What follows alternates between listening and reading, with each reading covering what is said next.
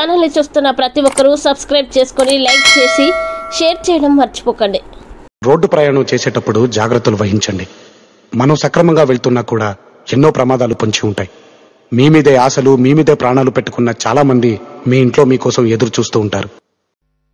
The institutions such as IDPL, NMDC, NFC, IICT and so forth, they were all set up in Hyderabad.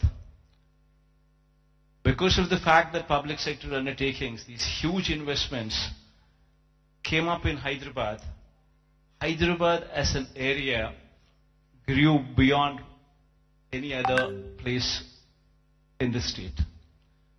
That is the reason why, but once these kind of institutions come up, then automatically it leads to a transformation.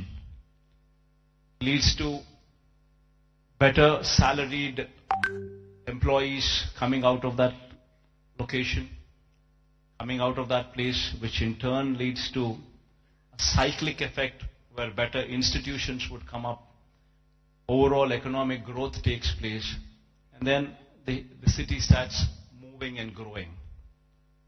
Unfortunately for us, it so happened that 90% of the entire PSUs which were allocated to the erstwhile state of Andhra Pradesh have all come up only in Hyderabad.